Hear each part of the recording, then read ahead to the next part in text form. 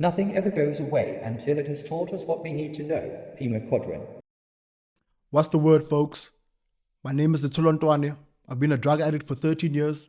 I've been clean for 10 months. And you're watching The Rundown, Heroin Edition.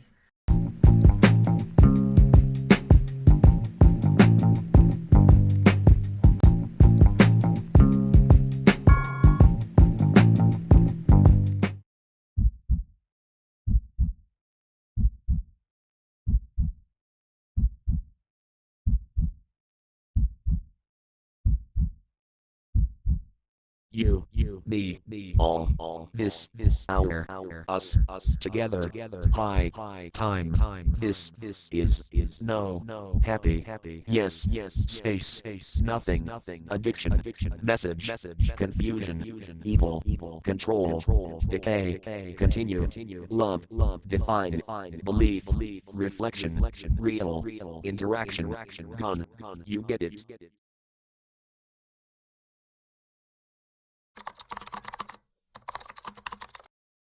Heroin is a highly infamous substance in the world of illicit drug use, and because of its significant impact on people's lives, it has long aroused interest and concern.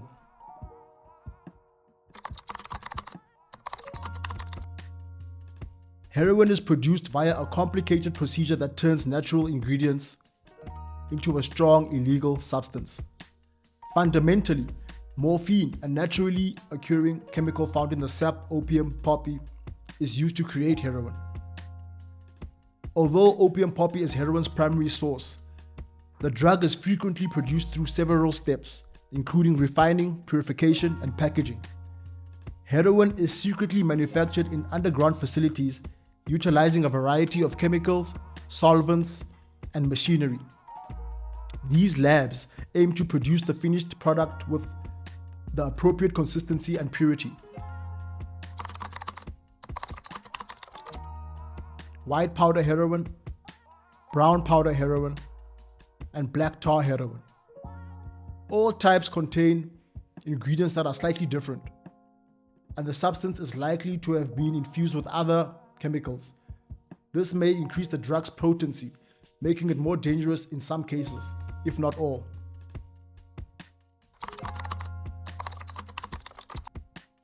Heroin is either smoked, snorted, or injected.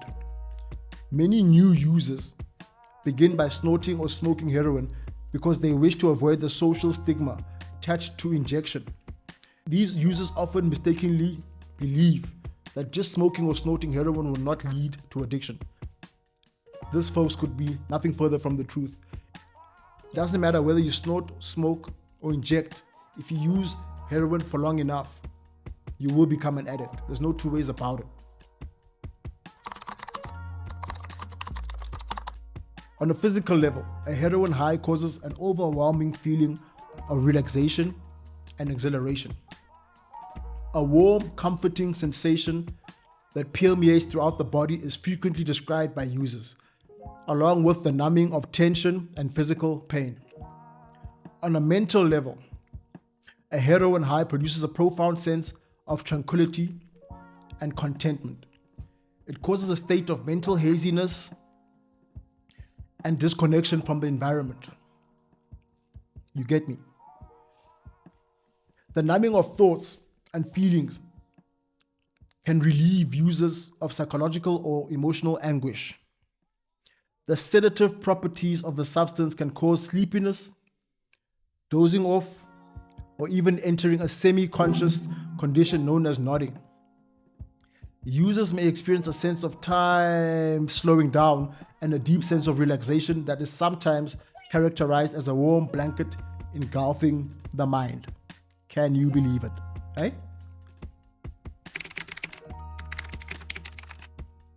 Put it down. Say no. Avoid the dealers. Avoid the taxi rank. Heroin is highly addictive because of its profound effect on the brain's reward system and its propensity to induce intense physical and psychological reliance. Hey, big words, eh? Big words for a Friday. Dopamine, a neurotransmitter linked to pleasure and reward, is released at enormous levels when heroin enters the brain. binding to what is called opioid receptors. This spike of dopamine intensifies the desire to consume the drug again and again by generating a strong feeling of euphoria. These are some signs of heroin addiction. Tolerance development. If I smoked 4 bags last week to get by, I'm going to have to smoke 7 bags this week to get by. Intense cravings. Loss of control. Neglecting personal obligations. Social and financial difficulties. Don't you ever 2 rand there for a brachi, man, or 20 rand for a brachi? I make a plan there, man. Don't be like that. Don't be like so. A decline in physical health and appearance. Washing is for losers, man. Let me first sort myself out, get what I need to get. I'll wash tomorrow. It's sad, but it's true. Washing is secondary. Getting your fix is primary.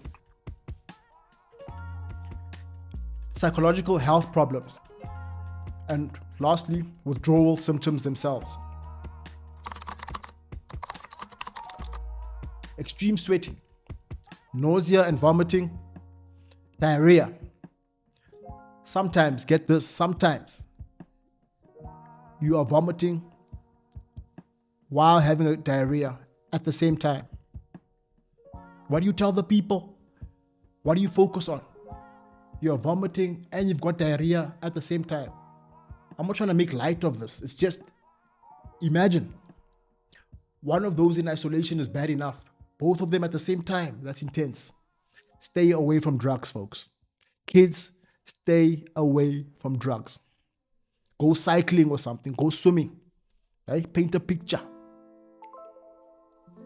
Severe muscle aches and pains. Cramping in the limbs. Feelings of heaviness of the body. I can't do nothing. When I was going through my withdrawal phase, and your body's so heavy that just washing, taking a shower, it feels like you ran a marathon. Just washing. Imagine what it would feel like if you had to run a marathon. It's intense. Extreme pain in muscles and bones. Who would have thought bones have feelings, eh? Insomnia, cold sweats, runny nose, fever. You're hot, you cold, you're hot, you cold. In a space of 20 seconds, you're hot, you cold, you're hot, you cold. You don't know what to tell the people. Uncontrollable tears, right?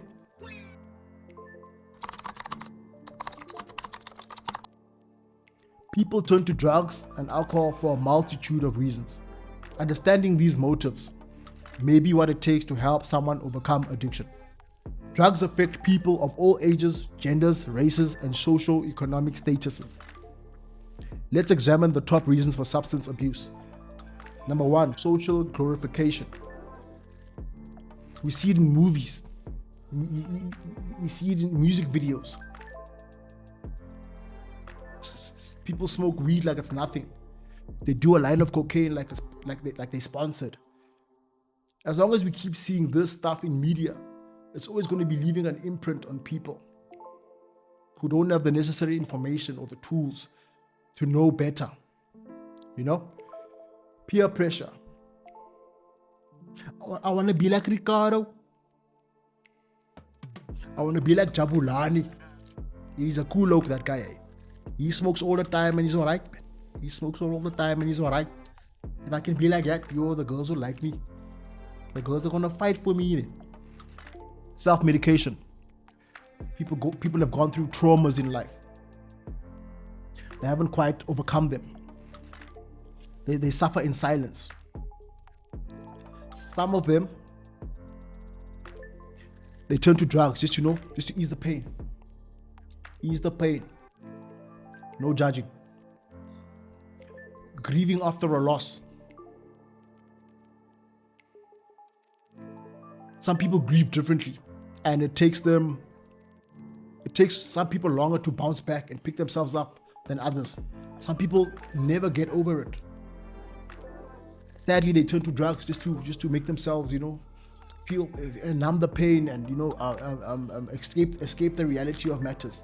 It's sad, but it's true. Thrill seeking, woohoo! Living on the edge. It's all fun and games until you fall off the cliff. So we have to be careful. We have to be careful. Go bungee jumping or something. Skydiving. If that's not enough thrill, then I don't know what to tell. I don't know what to tell the family. Boredom. It's important for you to be doing something. It's important for you to know what to do. But for you to know what to do, you have to know what you like. But for you to know what you like, you have to know who you are. And for you to know who you are, you have to know where you came from. And for you to know where you came from, you have to do a little research. I don't make the rules, I just know them.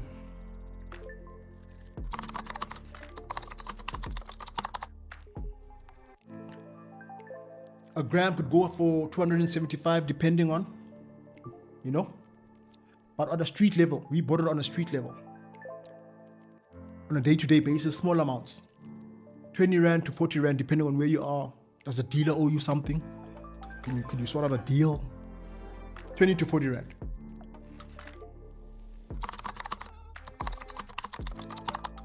It's a country called Myanmar, East Asia, surrounded by China, Bangladesh, Thailand. Check them out. I never knew a thing about them. But sometimes it's these quiet countries that are up to no good. But in their defense, I probably believe they've been hijacked by the big boys. The big boys nobody talks about. Safety reasons. Afghanistan, Mexico, and Colombia. I always thought Colombia was just into cocaine. Looks like they're a bit busy over there.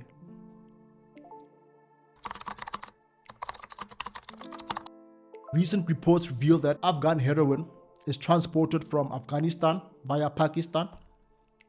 From there, it's loaded onto ferries or dhows, like little boats, to the east coast of Africa, Tanzania, Mozambique, them places. Once on land, the bulk loads are brought and concealed in false compartments inside vehicles, especially hidden in light delivery vehicles and smaller trucks. The contraband is then transported to the economic hub of the country, where it is stockpiled for further distribution for local and international markets. Drugs are bad, folks. Protect yourselves. Things are just going to get worse from here. We can feel it, we can see it. Protect your family, protect yourselves. Read up, do research. Question everything, question everyone. You don't get to heaven with a friend. It's all about you. And not in a selfish way.